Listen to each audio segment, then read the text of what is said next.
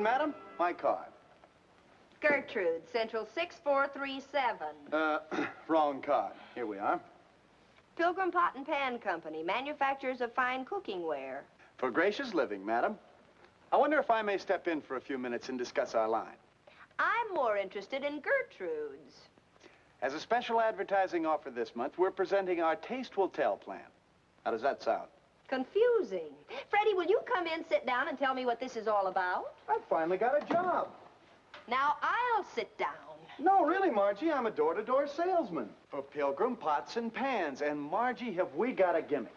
With no obligation on the customer's part at all, we go in, cook a dinner free of charge using our own pots and pans. Get the angle? Not yet, but I'm in there fighting. Well, after each course is served, I go to the table with a pot that it was cooked in and give a sales pitch. After just serving the mistake, who's going to turn me down? Why, Freddie, that's marvelous. Now, let's get back to Gertrude. Oh, she's supervising cook for the outfit. Makes up the menus, stuff like that. Freddie, I just love the whole idea. How much stuff have you sold so far? Well, I haven't got my license yet. I wanted to try out my sales pitch on you first. I guess it was kind of weak, wasn't it? No, Freddie, you just need a little practice, that's all.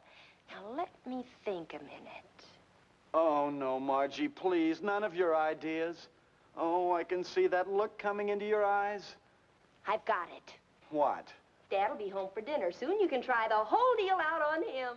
The way he feels about me? I'm not that crazy. Dad's been critical of you strictly because you haven't had a job. This puts a new aspect on the whole thing. You really think so, Margie? Oh, absolutely. And there's another wonderful thing in your favor. What is it? He missed lunch today. He'll be so hungry he'll eat anything. Get your pots and pans.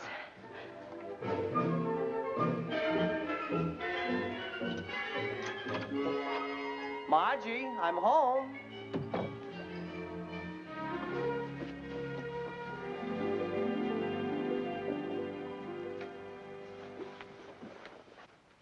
Dad, wait till you hear the news. But first tell me what kind of a mood you're in. How do you feel? Sort of hungry.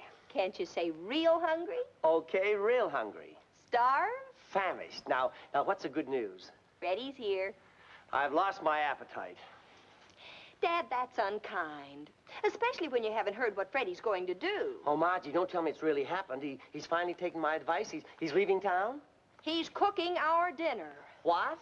And you're going to eat it. That is, if you want to help him find a job. You said you'd do anything to help him get work, remember? Yes, but I didn't say I'd go as far as suicide. Where's he now? He's out in the kitchen toiling over a hot stove. Dad, will you wait?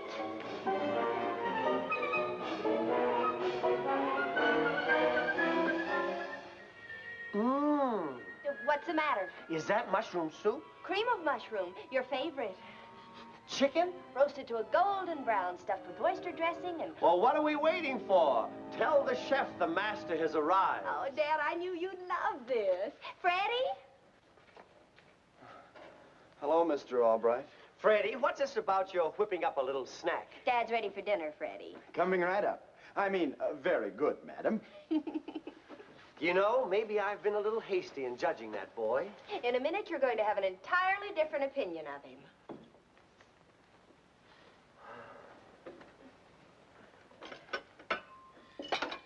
Get a whiff of that soup. Freddie, how do you do it?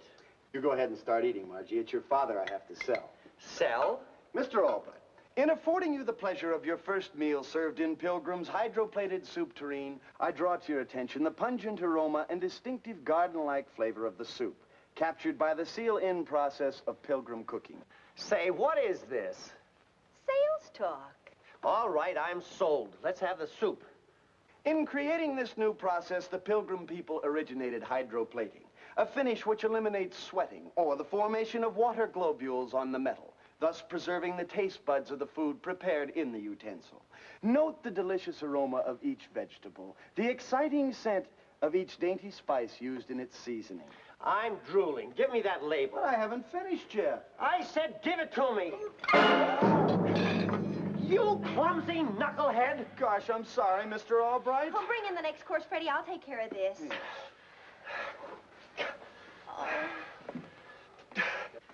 I'm starving and he has to yakety-yak. Well, this is Freddie's new job, Dad. He's supposed to sell you the soup tureen. Oh, the devil with a soup tureen. I'm hungry. Well, if you'll only listen to him. I don't want to listen. I want to eat.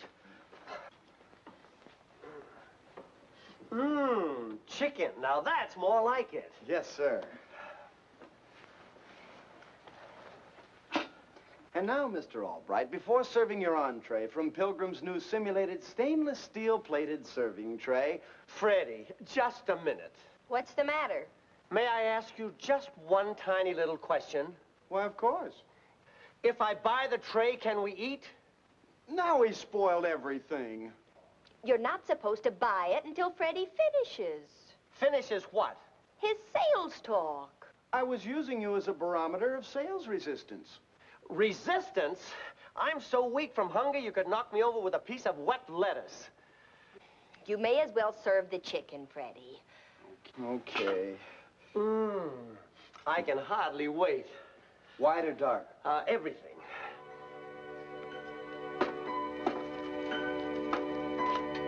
Oh, you stupid, clumsy knucklehead. Gee, I'm sorry. Now wait, Dad, where are you going? Down to the drugstore to get a hamburger.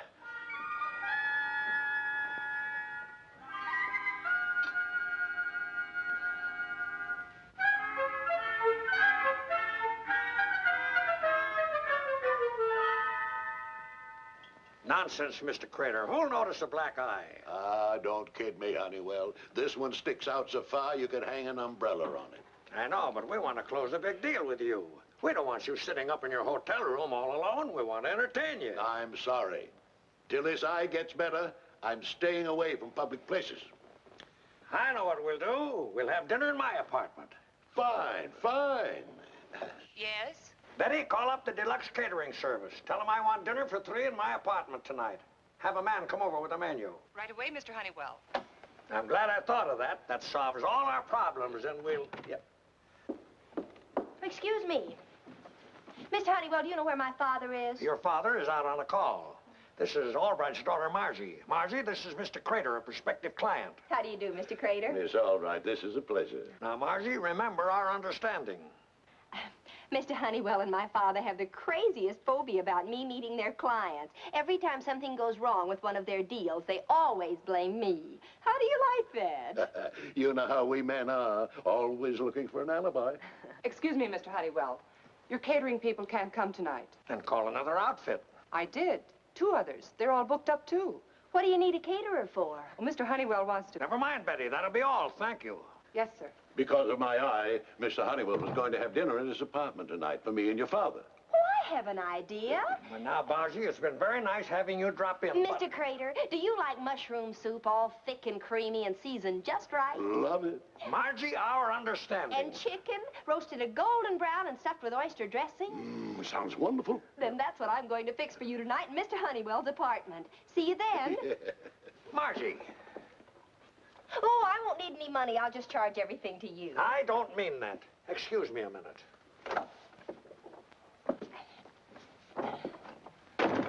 Your father's going to be furious with you, Margie, and me, too, for letting you talk me into this. Well, then don't tell him. Let him find out when he gets there. All right, but remember, no monkey business. Now, there's a silly thought you dragged in from left field.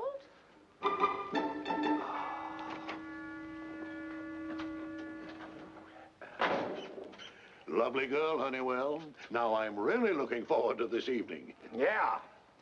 By the way, we decided to make it a little surprise for her father, so don't say anything when you meet Albright. I understand, yeah. Thanks just the same, Margie, but I'm not cooking dinner at Mr. Honeywell's apartment. Absolutely no. Okay, lose your job. You know what the Pilgrim man told you this morning? Either you make a sale by tomorrow night or turn in your samples. But, Margie, Mr. Honeywell hates me almost as much as your father does. But this is different, Freddie. You're doing him a favor. Besides, think of all the stuff you'll sell. Mr. Honeywell's loaded, and so is Mr. Crater. Yeah, this could be my big break. Now you're talking. Freddie, we'll make this the perfect dinner. I just thought of something. Gertrude. Huh? You know, your company's cooking expert. On a big deal like this, maybe you could get her over there to help us. Hey, that's an idea. I'll call her right away.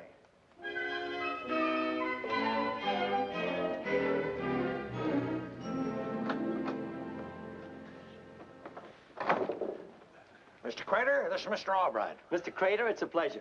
Thank you. I hope you'll excuse the appearance of my eye. Mr. Crater had a little run-in with his competition a couple of days ago. Oh? I'm with BB Cookingware. I guess it's only natural that the merchandising tricks of the Pilgrim outfit burn me up. Pilgrim outfit? He got roped into one of those free dinners they give. I shot my mouth off, not knowing that Gertrude, the company cook, was in the kitchen. She came out and socked me right in the eye. I know just what you mean. I could have socked one of their salesmen myself the other night. Say, that reminds me, I better phone Margie and tell her that I'm dining at your place tonight. Margie already knows. Well, she dropped in and I told her you wouldn't be home tonight. Good. Well, shall we get started? Thank you.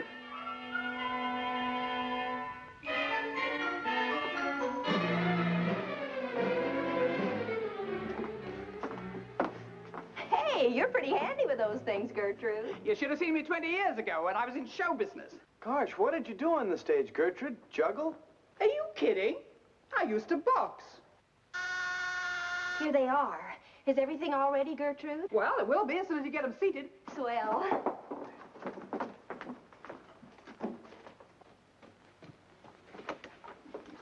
Good evening, Mr. Crater. Good evening. Mr. Honeywell. Margie, Hi, Dad. what are you doing here? Never mind what she's doing here. A little present for our charming hostess? Well, thank you, Mr. Crater. Have you lost your mind? I couldn't get out of it. Besides, he liked the idea. And have we got a wonderful dinner waiting for you? We? You and Mr. Crater will want to freshen up first. Oh, yes, yes. Right this way, sir. Margie, I want the truth. Margie, have you got Freddie here for one of those demonstration meals? Why, Dad, what makes you say that? Pilgrim? So what? You don't want to see Freddie lose his job, do you? And he will unless he sells some of this stuff. He's liable to lose his life unless he gets his junk out of here. Do you know who Mr. Crater is? He's the general manager of the BB Company, chief competitors of the Pilgrim outfit. Oh, no. Oh, yes. And the minute he sees what's on this table, you know what's going to happen to Mr. Honeywell and me? An account worth $100,000 to us is going to walk right out that door. But what can I do? Get Freddie and his junk out of here immediately, and that's an order. But dinner's all ready. It'll take hours for them to clean up and get the stuff out of here. Them? You mean there's somebody else here besides Freddie? The company cook, Gertrude. Oh, I knew it. Oh, there'll be a homicide. Why do you say that? Did you see Mr. Crater's eye? Gertrude gave him that beautiful shiner. Dad, I'll get them out of here if they have to jump out of windows. Oh, maybe there's still a chance. Get them to sneak all this junk out into the hallway and leave by the service entrance. I'll go and keep Honeywell and Crater in the bedroom. Well, sit down, gentlemen. We're all ready, aren't we, Margie? There'll be a slight delay. Why don't you take a walk around the block or something?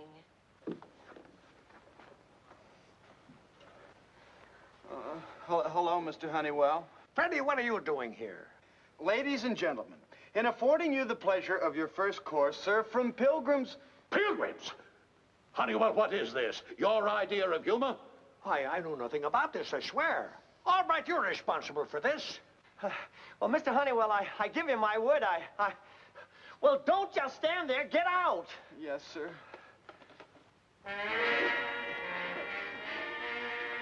You! Stay out, Gertrude, stay out! Yeah, who said so? Honeywell, if you were a younger man, I'd punch you right in the nose for doing this to me. That's no way to talk, Crater. I'm sure everything can be explained. I am not the slightest bit interested. And as far as our business is concerned, it's off. Good evening, gentlemen. Get out of here, you, and take every bit of that blasted tin plate with you. Tin plate, huh? Now, Gertrude. Well, here's a kiss to remember it by. Ouch, my head. Oh.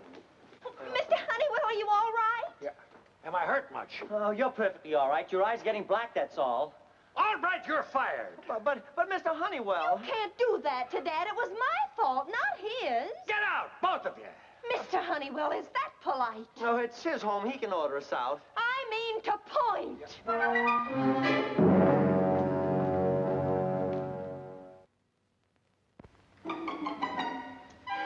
Poor Dad. Yeah, looks like your father's really fired this time. And it's all my fault. Freddie, I've got to do something. Well, the way I figure it, it's all Mr. Crater's fault for being so one-way about things. Freddie, you just gave me the answer. Oh, Margie, there's that look again. Why can't I keep my big mouth shut? Yeah.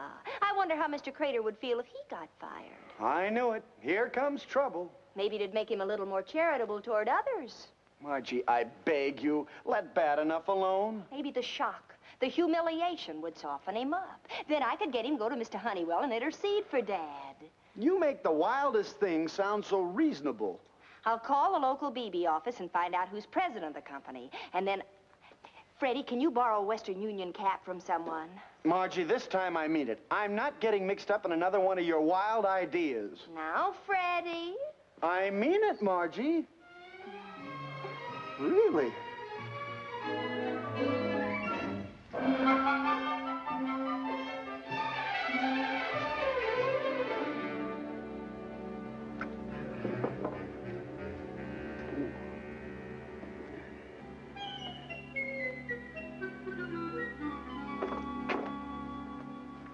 There's his room. And remember, give me a couple of minutes before you knock. Okay.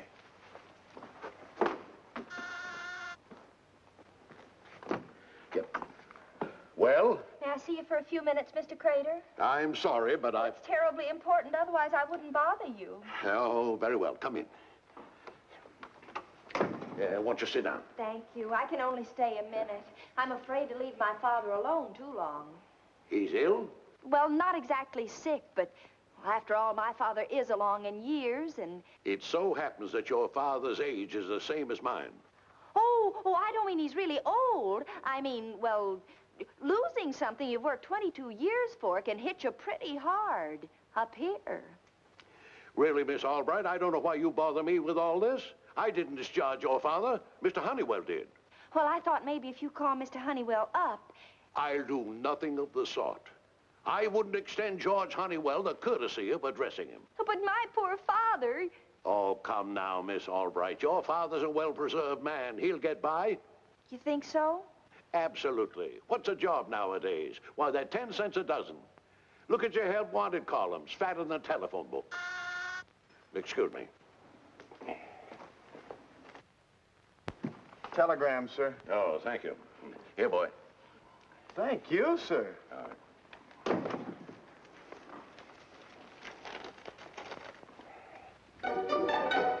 What? Something wrong, Mr. Crater? It can't be true. After I've given them the best 19 years of my life. Who? My firm, the BB Cooking Ware Company. Without a word of warning, they fire me.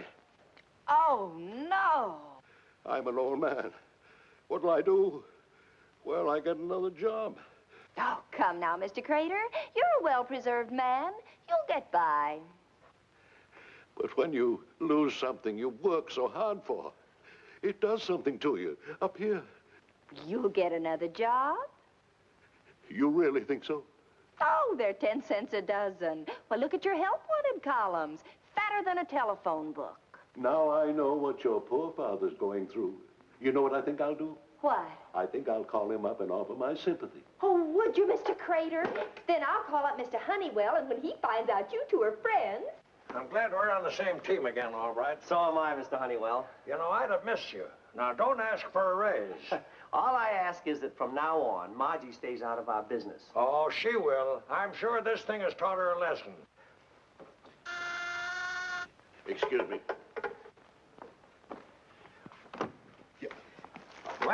Well. Crater, my friend, Albright and I thought we'd drop in with offerings of peace. Honeywell, I don't like you.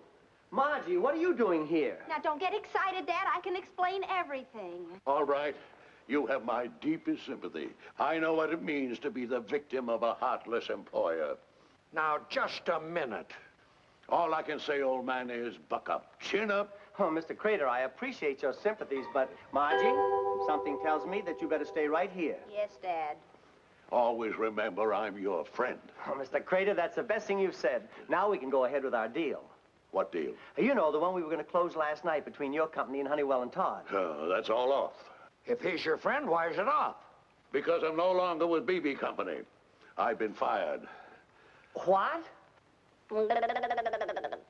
Yes, I haven't got the authority to even dot an I on the contract. Well, this is a fine how do you do. Hello? Yes? Buffalo? Yes, Mr. Beebe, this is Crater. I just got your wire. You didn't send me a wire. Well, I just received one signed by you saying I was fired. I'm not? Well, thank you, Mr. Beebe. I feel the same toward you. Yes, sir. I'm leaving tonight, and I'll see you on Monday. Goodbye, sir. Another one of your practical jokes, eh, Honeywell? What are you talking about? That phony wire I received saying I was fired. Did you send it? Margie, come back here. Yes, Dad. Did you send Mr. Crater a fake telegram? Dad, I did it for your sake. That girl's a juvenile delinquent. And that Pilgrim stuff last night. That was for my sake, too, I suppose. No, that was for Freddie's. You mean to say that she was responsible for last night, too? Well, I was only trying to help everybody. To what, a hospital? Mr. Crater, you said about enough to my daughter. That's all right, Dad. I'm so mad I could fight every man in this room. Now, look here. I've had enough of this. I'll give you all just 10 seconds to get out of here. Now, just a second, Crater. There's no reason why you and I can't be friends. Honeywell, I wouldn't touch you with a 12-foot pole. And that's giving you 2 feet the best of it. All right, consider that insult your dismissal notice. Well, I hope you're satisfied. Thanks to you, I've lost my job twice in 2 days. And I hope you're satisfied. Letting your childish fear of a competitor cause all this fuss and put my father out of work. I beg your pardon. When you got that wire, you knew how it felt to lose your job. You wrung your hands and moaned and groaned all over the place. Now, see here, miss. And then when you wanted to offer sympathy to my father, I thought you had some feeling. But you fooled me. You're nothing but a big stuffed shirt with a BB colander for a heart. Oh, Dad. Hello? Miss Albright, it's for you. Hello? I just made my first sale, Margie. Yeah, down here in the lobby. I got to talking to a fella, and he bought a pot. Well, that's swell, Freddie. Not so good here. It just didn't work out. Bye. Wait. Albright, I guess I have acted a little silly. Let's forget all this nonsense, huh? Do you mean it? I mean it. Any man with a daughter like yours deserves a break. I don't know how to take that. It's a compliment, believe me. And Albright, since you're no longer working for Honeywell, I'll make a deal with you.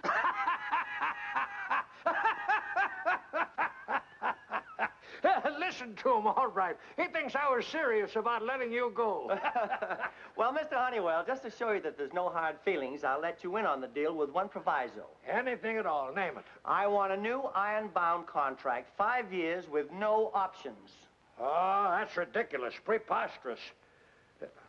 All right, it's a deal. Good understanding between us, all right. Good relationship.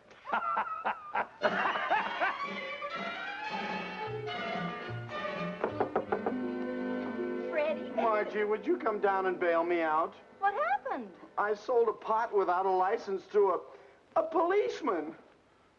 Come on, let's go.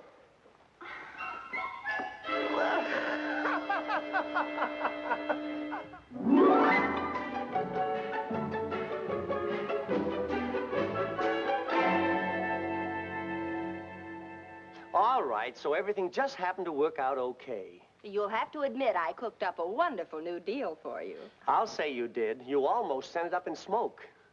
Well, that's my little Margie.